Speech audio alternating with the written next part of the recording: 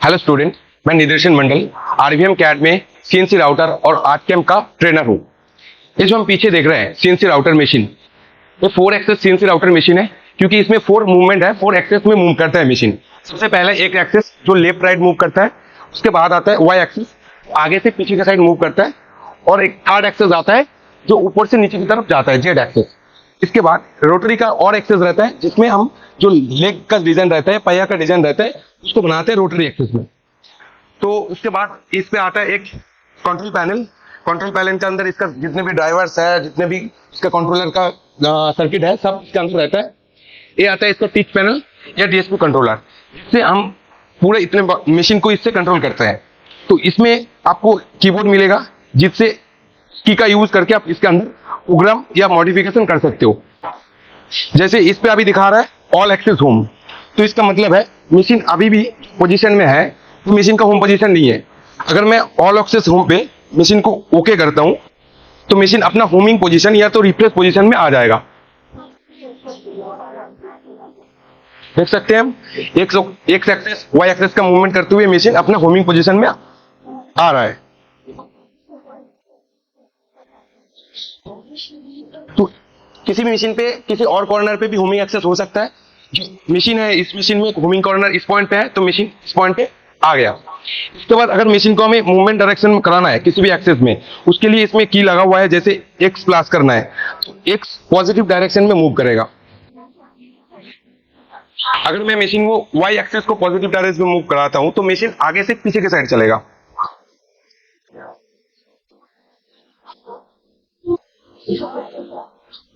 Z access से machine को हम ऊपर नीचे कर सकते हैं। और जो फोर्थ एक्सेस था रोटरी एक्सेस, फोर्थ एक्सेस जो था रोटरी एक्सेस, इसके लिए हमें पहले रोटरी को ऑन करना पड़ेगा। इसके लिए हमें यहाँ पे रोटरी को ऑन करना पड़ेगा। तो रोटरी ऑन करने के बाद हम रिमोट से इसका ऑप्शन ऑन करेंगे तो एयर एक्सेस मूव करेगा। इससे हम इसको एक्सेस कर सकते हैं। अभी रिमोट पे और कुछ ऑप्शन आपको दिखाते हैं इसमें और क्या कर सकते हैं हम लोग। जैसे रिमोट के अंदर प्रोग्राम आता है जिसमें हम यूएसबी ड्राइव से प्रोग्राम इसके अंदर ला सकते हैं। इंटरनल फाइल मतलब जो फाइल ऑलरेडी इस रिमोट के अंदर है उसको ऑपरेट कर सकते हैं। रिसेंट फाइल मतलब जो फाइल हमने रिसेंटली चलाया है, रिसेंटली इसके अंदर हमने रन किया था, वो फाइल यहाँ से एक्सेस कर सकते हैं। अगर मशीन अभी भी मुझे मैनुअली होम पोजीशन में ले आना है तो उसके लिए यहाँ पे होम बटन दिया हुआ है। अगर मैं होम बटन को प्रेस करता हूँ तो मशीन मैनुअली होम पॉइंट पे आ जाएगा। उसके बाद जब मशीन को नेगेटिव डायरेक्शन में या पॉजिटिव डायरेक्शन में मूव कराता है तो इसका जो स्पीड है इसको एडजस्ट करने के लिए यहाँ पे और एक बटन रहता है, हाई एंड लो। तो अगर आप यहाँ पे देख सकते हैं एफ लिखा हुआ है, मतलब ये फास्ट है। अगर हम इसको चेंज करते हैं लो पे तो आपकी मशीन का डायरेक्शन जो है वो स्लो हो जाएगा। अब इसको फास्ट करके दिखाते हैं। जैसे इसको मैंने फास्ट कर दिया, अभी इसका डायरेक्शन फास्ट हो जाएगा। तो इसका हम यूजेस इसलिए करते हैं जब मशीन को हमें ओरिजिन पॉइंट पे सेट करना होगा, उस टाइम पे हमें स्पीड का भी एडजस्ट करना होगा, क्योंकि अगर मशीन ज्यादा स्पीड में चलेगा तो ओरिजिन पॉइंट पे सेट नहीं कर पाएंगे। अगर हम एक न्यू ओरिजिन पॉइंट सेट करके दिखाते हैं, इस पॉइंट को हम मान लो ओरिजिन पॉइंट सेट करते हैं, कॉर्नर को, ठीक है, कॉर्नर पॉइंट को हम ओरिजिन पॉइंट सेट करेंगे। इसके लिए हम सबसे पहले मशीन को मूवमेंट कराएंगे अपने डायरेक्शन में।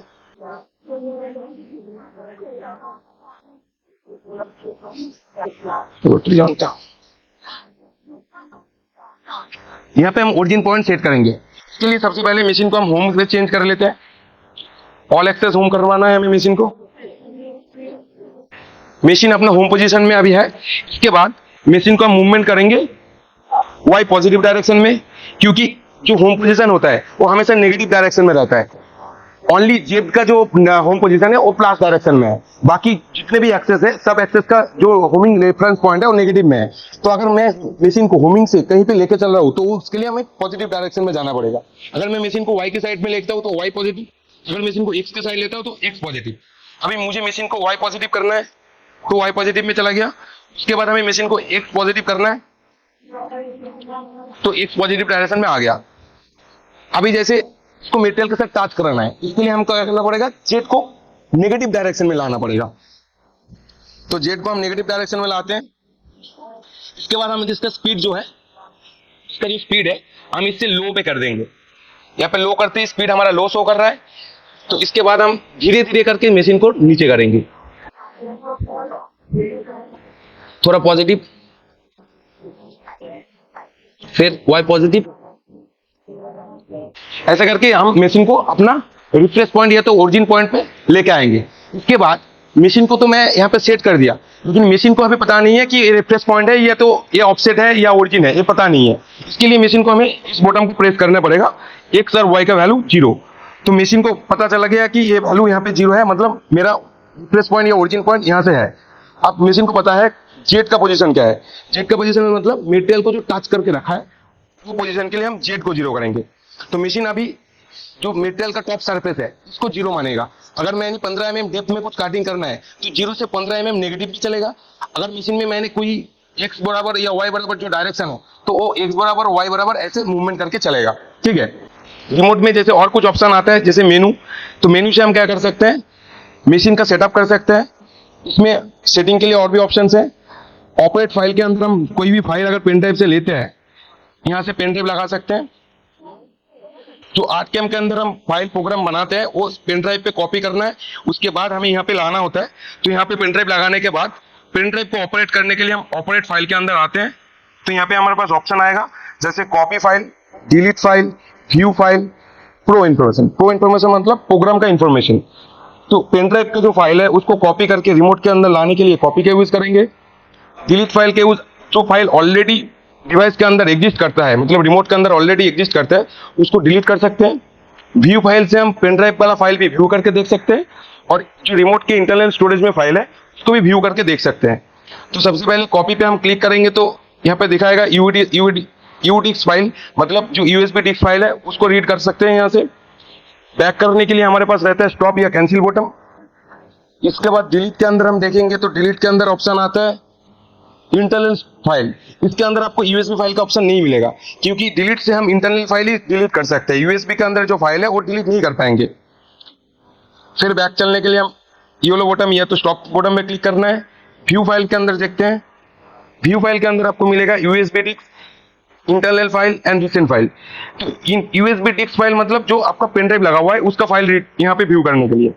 इंटरनल फाइल मतलब जो रिमोट के अंदर फाइल है उसको देखने के लिए। रिसेंट फाइल मतलब इंटरनल एक्सटर्नल किसी भी फाइल के अंदर आकर जो फाइल आपने रिसेंटली ऑपरेट किया है वो फाइल यहाँ से ओपन होगा। तो हम फिर इसको बैक करते हैं।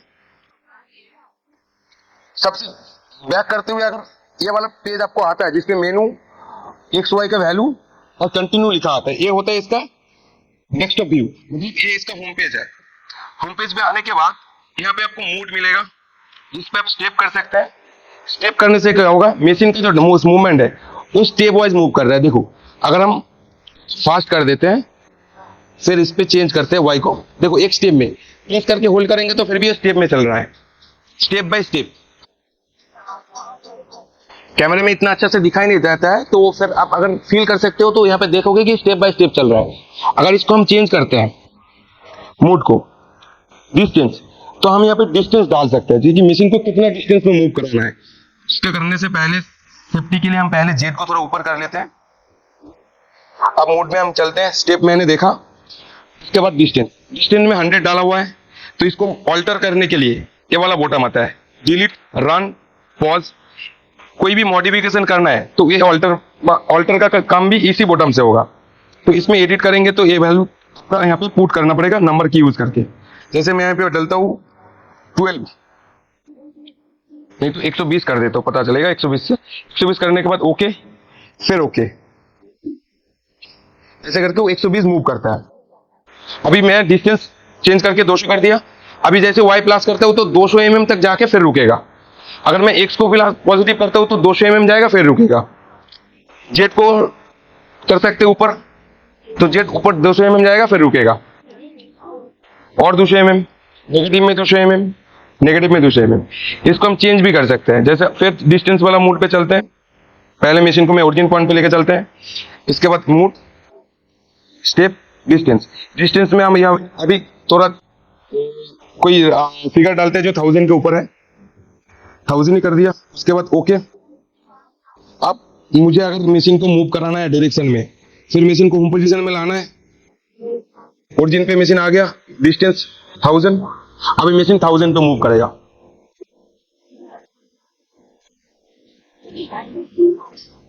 1000 तक मूव कर गया। अगर मशीन को हमें x डायरेक्शन में 1000 में मूव कराना है तो इसके लिए हम x डायरेक्शन में 1000 में नेगेटिव करते हैं। इस केस में देखो 1000 जाने से पहले ही मशीन रुक गया है, x ओनली 500 चला है फिर रुका है, क्योंकि मशीन अपना एंड पोजीशन में चला गया। तो सिस्टम उसको बता रहा है कि मशीन इससे आगे नहीं जा सकता है। तो वैल्यू 1000 डाला हुआ है, लेकिन मशीन 1000 तक नहीं पहुंच सकता, इसलिए पहले यहाँ पे स्टॉप को लगा दिया मशीन ने। नेक्स्ट वीडियो में हम बताएंगे आर्टकैम के ऊपर सॉफ्टवेयर कैसे बनाया जाता है, डिजाइन कैसे बनाया जाता है, फिर उसका प्रोग्राम कैसे रेडी होता है, उसको फिर पेन ड्राइव में कॉपी करके रिमोट के अंदर कैसे लाया जाता है, एक्चुअल में कोई प्रोग्राम जो है उसको मशीन में रन करना कैसे होता है, और नेक्स्ट वीडियो में आपको बताएंगे।